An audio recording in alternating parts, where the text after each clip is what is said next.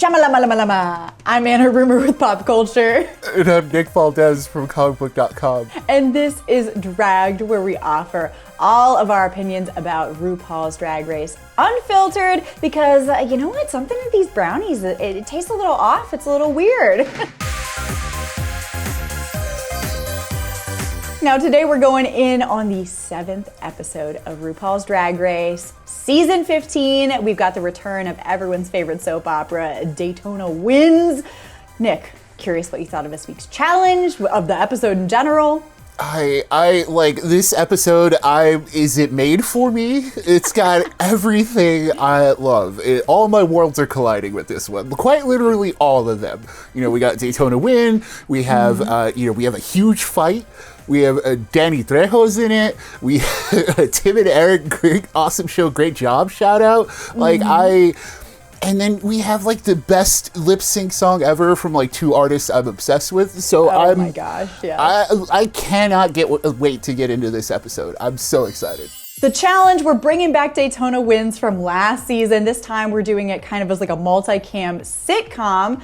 And, you know, I love an acting challenge. I love an acting challenge that is well written. And this one I thought was pretty funny. I thought everyone did a pretty good job. Let's dive into kind of who we thought were the best and the worst, because there were some people in the middle and we don't really need to talk about them. Who is your number one? So I think it's Mistress, right? Like, mostly because not only did she like play the game heading into this, you know, like very sneaky, very like, I'm a veteran queen who knows like how to work a room, you know?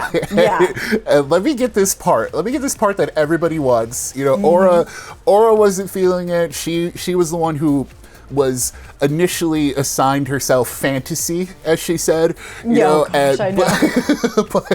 But she wasn't really feeling it. So Mistress is like, oh, well, let me get fancy. I let me try it. You should try this role. And even with that, like, Mistress knew what she was doing. She knocked it out of the park. And number one, hands down. I both thought it was a little sneaky, but also like, Aura definitely would have fallen flat on her face doing fancy. I mean, let's talk about her for a quick second. She gets off to this kind of like side part, and she just really was not like connecting with the lines. I don't think she understood a lot of the jokes, like, do you watch the show Tamar, like that kind of thing. Because there were a lot of in-jokes, a lot of past Drag Race references, and she just like didn't seem to get them. She wasn't taking notes well from Ru about like how to deliver the lines. It was a tough watch. I don't know why she couldn't really get into what she was saying. Yeah, like the hole is the goal sign. The hole is the goal line. It gave me real like opulence, you earn everything vibes. So, but way less hilarious. Yeah, like I was like, oh no. But you know, it was clear that she felt uncomfortable throughout like the process. And when someone feels uncomfortable like this, they don't really bring it. And, you know, when compared to, like, you have Mistress, you have Malaysia, who's also another fantastic standout as, like, the Reverend. She was my number one, yeah. Yeah, like, and that's where you inspired your, you know, speaking in tongues when we started here. Just in case anyone didn't watch the episode and thinks I've lost it. But it's tough when you have, like, heavy hitters like that, like, really eating it up. And, you know, unfortunately, Aura wasn't having it. It just wasn't there. She wasn't there. And kind of going back to talking about Malaysia, just because I thought she did a great job. I love Mistress. Mistress killed it, as per usual. Malaysia was the one who was making me laugh the most, though. She was just like having a blast, you could tell. She was playing around with the script. She was adding stuff in. She was doing physical comedy. I just thought she did a great job. But it was a tie between her and Nitra, who was like just slightly below her for me. I thought she was so funny. She and Marsha played really well off of one another. Yeah, like Marsha specifically like really fit into the Tim and Eric vibe of the empty smile kind of staring forward. And then of course Anitra, who we've been loving since the beginning, clearly has the comedic chops. Like the bit with the urn, like no one met, like clearly she knows how to work an urn. So like, kudos to Anitra in this case. Yes. Yeah. Like Sasha Colby, I think at this point, unfortunately, it's like either she has to super excel or like be really bad in order to stand out. Because right now she's just great. And, you know, greatness is fine, but clearly it's like Lucy, where it's like, yes, we know you're great, but it's tough to stand out when you have Mistress of Malaysia kind of tearing through the rest of them. So with Spice, I just saw, like, Ru said it best. Clearly she grew up watching the Disney Channel. That style of acting is very of a genre, and it really doesn't fit anywhere else. And even if you're just slightly out of that, you know, generation, like I'm a little bit older than that, it doesn't really hit. You know, there are a lot of references that she's making to like these Disney Channel shows. And pretty much, unless you're in a very narrow age range, I don't know how much that's gonna hit. And, you know, doesn't have to be for everyone, but for me, it certainly is not connecting. Yeah, it's a shame because you'd figure Disney Channel sitcoms would fit right into all this, but yeah, it's just different energy. And and if you don't match the other queens' energy, is what we found out during like Snatch Game and stuff like that. It clearly doesn't work. And it's the same for Jax, who comes in at such a low energy that she, you know, she's supposed to be like this reserve, or she feels like she's supposed to be reserved, and clearly that's not what anyone wanted. It was so wild. She got really hung up on the character description of being a stoner, and then didn't even act like that. I was like, you're supposed to be an elevated version, like a cartoon version of one, and you're not bringing us even just a regular version of one. I don't know. I don't know what she was doing, and Ru obviously was not enjoying it. Yeah, RuPaul was not having it. Absolutely not. I feel like she hates Jax. I don't know why. She didn't totally flop. She knew her lines and stuff like that, but Ru, I really get the impression that she is not into her. You would think she did way worse, right? Like, so when we get to the final runway, we have the, you know, obvious tops, and, you know, we get to the bottom. So let's get through this runway, because everyone kind of killed it. Like, Puffer, please. Like, I didn't know what to expect. Yes. So we start off with Lucy. She comes out in this like dragified version of the Stay Puft Marshmallow Man from Ghostbusters, and I really liked this look. I think it could have come off a little bit Halloween costumey, but the coat, the puffer coat that trailed all the way to the ground, I felt like that brought it up to drag level, and I really enjoyed this look. Yeah, without the coat, it totally is a costume. That is my one hang up, but at the same time, I'm like, well, it is, you know, it's part of the challenge. This is the full look. I'm not here to dissect one part of the look more than the others, and you know, it works as a complete package. I loved it. Well, next up we've got Spice. She comes out in this kind of like Polly Pocket ski trip realness. I thought this was super cute. You know, she always has a cute outfit, but, and the judges called this out later, but I wrote it down first. She's got to stop doing the weird T-Rex arms on the runway because I am sick of them. So I do like her being a little spicy. You know, when she was safe this week, she decided to do it one more time. Yeah, that was funny. What was it? It was like calling the snipers that Ru said about her. I thought that was funny too. Yes, like, good on you, Spice. Like, you still have some fight in you. Let's see the fight in the outfits, you know? Because this is very, like, Doll Aisle circa 2003. So, like, you know, let's see some more. Let's evolve this a bit. Yeah. And we can lose the T-Rex arms from going on. You've made your point. I'm sick of them. Well, next up we've got Sasha Colby, who, oh my God, like, her coming out mid-runway is just unfair to everyone else because this is amazing. Everyone else looks like an immediate slouch. I guess we get the answer, right? I was gonna say, how does anyone follow this? You know, and the answer is you don't. Nope. We follow this by Lux, who is also like, wow, this is another queen. I loved her like Judy Jetson kind of like balloon. You know, I don't even know how to describe it. Like, it was great. I loved it. She described it as like Jackie O meets Judy Jetson. I was like, okay, she's so funny. She killed me. She looks beautiful, and her explanation is unhinged. Yeah, you know, it was a great look, and it's tough following Sasha.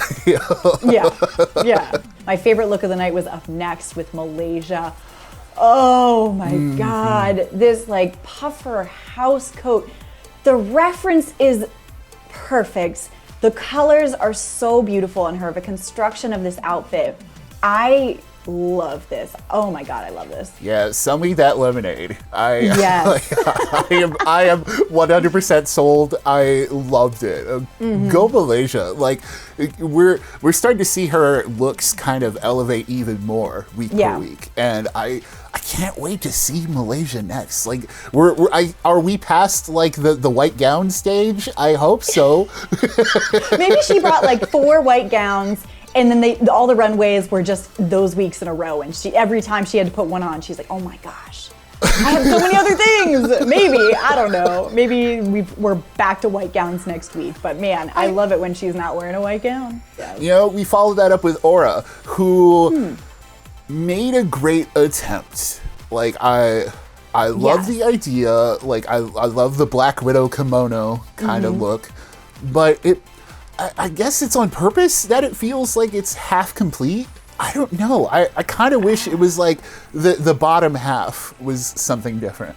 Absolutely. I mean, the top half is beautiful. I love the puffer kimono. That's such a cool idea. Her hair is perfect. And then it just stops and is like American Apparel leather leggings on the way down. And it's just like, did you not have time to finish the bottom half? Because imagine the sleeves going all the way down into like just a kimono bottom. That's so cool. I don't know why she made that choice, but it was not it. Jax comes out. It's a shame that this is another Bumblebee look after Sasha. Impossible to follow. Yes. So unfortunately, that's just kind of how it worked out. But second of all, I don't know what is with Jax and using gray. She keeps using these muted colors, and then when it's the opposite, it's like the complete other end of the spectrum with like the Nickelodeon splat stuff. So I don't know what's going on with Jackson's looks. I wasn't feeling this one. I agree. The wigs are never correct with what she's doing. I like her wigs individually, but they never match with what she's doing. And then she has these like weird gray undertones in every single one of her colors. Even the bright ones kind of had that weird gray undertone. And it doesn't look good on camera, and it doesn't look good with her skin tone. So I'm confused with that. And then she always has like 1 or 2 weird details. Like there's no padding up top, so the top looks loose. And then there's like no panty under the nude fishnets below. So it's like, wait, is this like nude illusion? Like, what are we supposed to believe? Because there needs to be something there, you know? It's always off. There's like 1 or 2 details off for her every look. Yeah, and it's a shame because clearly everything else about her is there. You know, she has the performance element of it. Oh my God, but it's just, it's not clicking. It's the youths, you know? Yeah. Yeah, the fashion is not there for her, but you know, I have hopes, you know, all-stars. Speaking of all-stars, oh my God. We have Mistress. So my question to you, Anna, is are we forgiving the bucket hat? How are we feeling about this? I love this bucket hat because her bucket hat rested atop her wig in a way that a hat would rest atop a person's head. Take note, Selena, that weird disc of fabric did not work with your big wig. You gotta make it a hat. Duh. Oh, I loved it. I love this look. Very pink lemonade, like very like complete opposite of what I was expecting too. You know, you have everyone else with like these long coats and like these very like protruding kind of outfits, and she did the opposite and went inward and like very spicy. You know, this is the spice. Mistress stole the spice. That's what it is. You know, she did. Oh, and then next up we've got Anitra. I love this color combo in every occasion, like the pinky and the red. I love that together. She looked beautiful, and she was so funny during her explanation of the outfit. I love her. The state bird thing. Yeah, that state bird line was the hardest I laughed in the entire episode, and it's saying a lot because we just had Daytona Wids like shortly after that, and it's like, okay, Anitra, like, here we go. Like, because it's finally not like 2 pieces of fabric. Yes.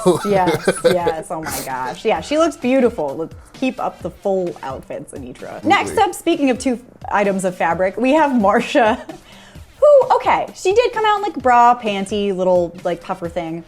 I thought this was funny though. I like the hypothermia reference. It's a good joke. She's certainly wearing more makeup than she ever has in her entire life. I thought it was cute. Yeah, it was very Britney Spears performing at the VMAs kind of look. And like, I was into it. Like, this is, I like that she's taking taking chances and not like, it's not costumey chances. Yeah. Because she's already done like the Tin Man, and that kind of fell flat on its base.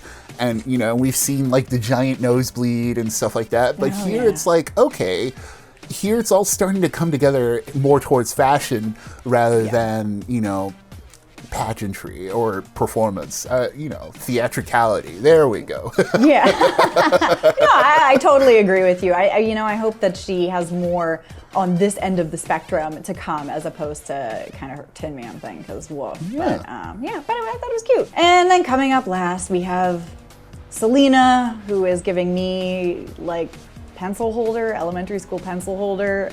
I kind of liked it until she showed the hot Cheeto in her panties, and I don't know why, but just that like imagery of the hot Cheeto in like the plastic underwear like grossed me out. I don't know why. I didn't like it. No. It was a totally weird, like it was a totally odd visual. I wasn't feeling it either. This is one of those cases where every week we're like, okay, editing is her biggest problem. Yes. And this is another one of those. If it was just the puffer coat, I love the puffer coat, you know, and it was cute. Funny. It was see-through school supplies and stuff like Yeah. that. Like, great idea until the reveal. And even then, it's like, we didn't need it. It's then that we come to the judging for the evening, and we get Mistress Malaysia, Anitra, and Marsha all kind of in the top. They all get praised for their performances, but in the end, it's Mistress who finally gets her win. I had forgotten she hadn't won anything yet. She is such a winner in my eyes. Yeah, it is wild. That was also a surprise to me, like an, oh yeah. Right? And then in the bottom, this did not surprise anyone. It was Spice, Aura, and Jax. And I think that was the right bottom three. Everyone else did pretty well. And Spice being safe also made a lot of sense, considering that Aura had the most of the problems, and Jax, you know, RuPaul just hates Jax, you know. And Jax came out looking insane, you know, like at least everyone else had something going on with their outfits. It's then that we come to the lip sync. We've got Jax versus Aura for Sweetest Pie. What a great song. What a great lip sync. You know, Jax is just, it's gonna be really tough to send her home. I think they're gonna have to do it next week during the lip sync-a-palooza because she's just so good. You gotta like wear her down. You gotta get her tired out before you can have her lose a lip sync. I know, like, so Sweetest Pie, funny story about me, that was my most played song in 2022 on so this was my moment. I was absolutely living. And Jax literally had to do all the stunts to stay. So that is going to be interesting next week when she has to somehow do more stunts and then more and more. Eventually it's going to get played out, you know, and that might be the way to send her home. But as of right now, I had a very good time, and Aura wasn't slouching either. So Aura really tried to hang in there. Listen, it's tough when you're up against Jax. Jax is like backflipping into like a split and then making it look like the coolest, most nonchalant thing I've ever seen in my entire life. It's very difficult to win against her. I think that a slow, emotive song is going to be her downfall, honestly. Oh, yeah, there we go. You know, one without like a million words, you know? Very much Jasmine Kennedy kind of downfall. I think that's where she's going to end up. So we'll have to see next week with the lip sync Lollapalooza. So I'm excited to see what that brings us. And until then, we'll see you on Dragged next week.